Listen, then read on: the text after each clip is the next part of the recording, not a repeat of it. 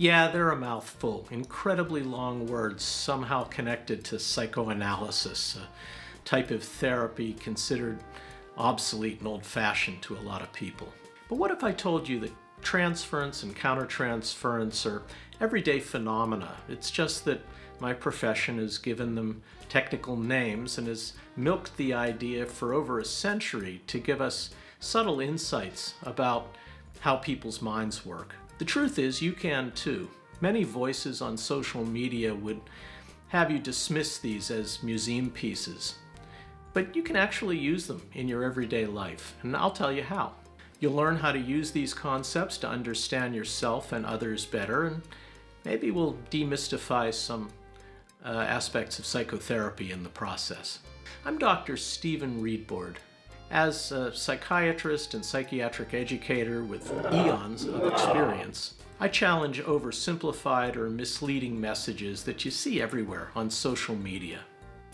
If you like what you see, please like this video and subscribe to More Than Meds.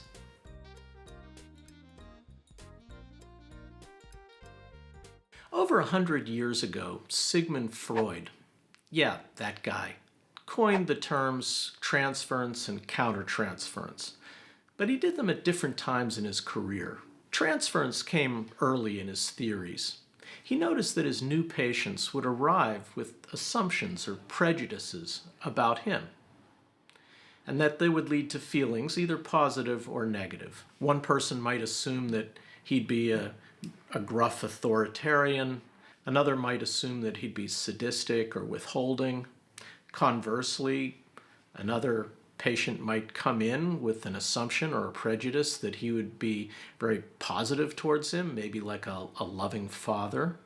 And still another patient might assume that Dr. Freud would try to compete with them intellectually, for example.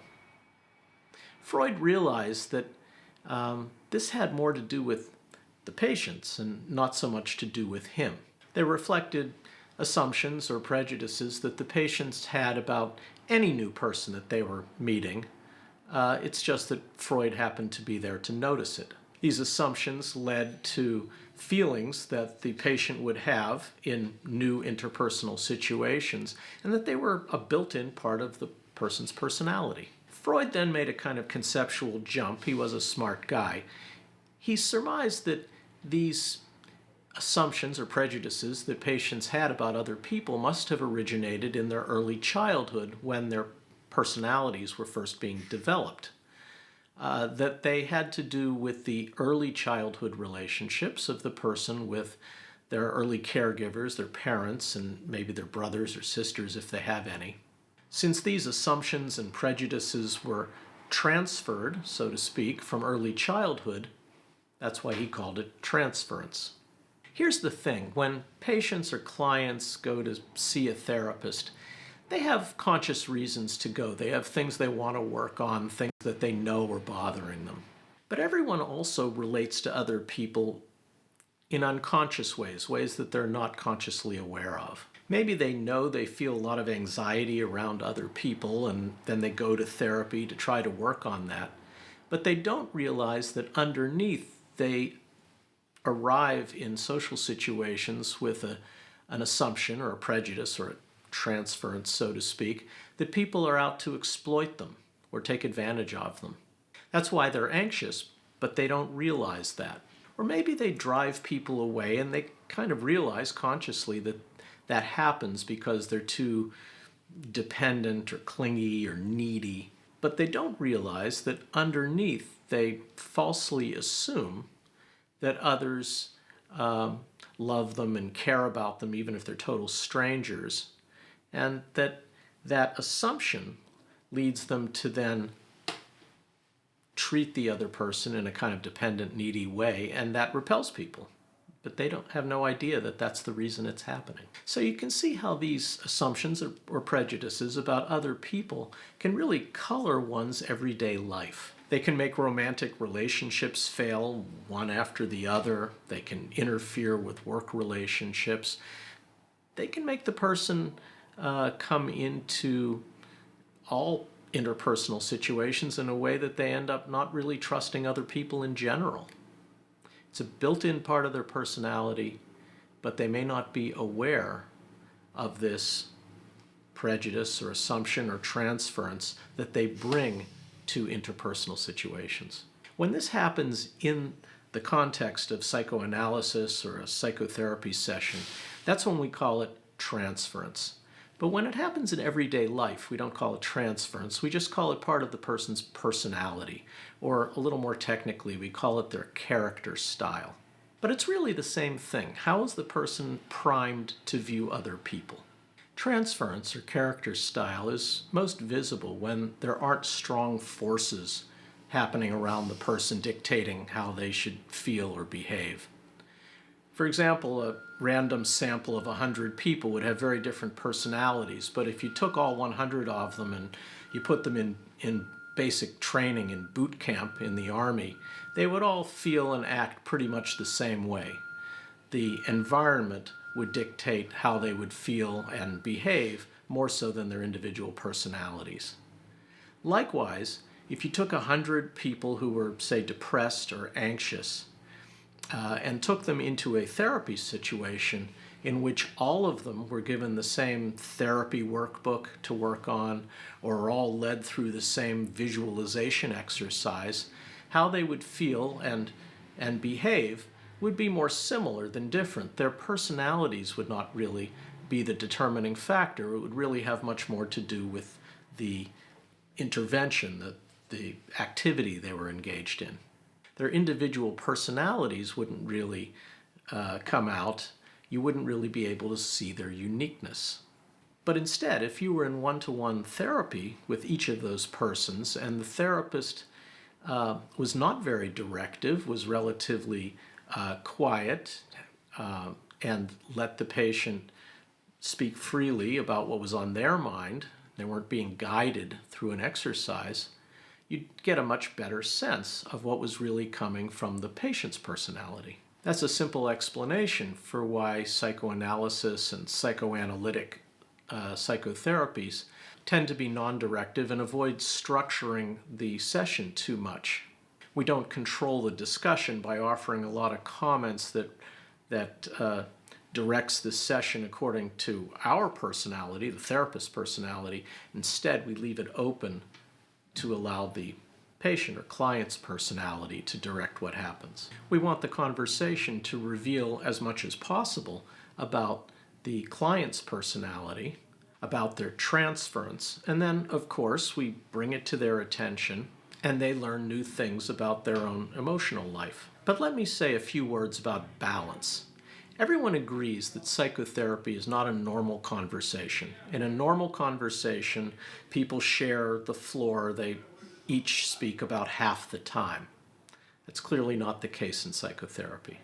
We make psychotherapy abnormal on purpose so that we can maximize what we learn about the client. But this isn't absolute. In this video right here, I talk about how the use of gentle humor can help in psychotherapy, and I make the case that although we do hang back and restrain ourselves somewhat so that we can let transference emerge, it's also okay for us to have rapport and a little humor and a little warmth, a little humanity as well, which also helps therapy along. So how can you use this in everyday life? It's really a matter of being conscious of how you yourself or someone you know approaches a new social situation. For example, if you go to a party where you don't know anybody, do you dive right into conversations with new people or do you hang back?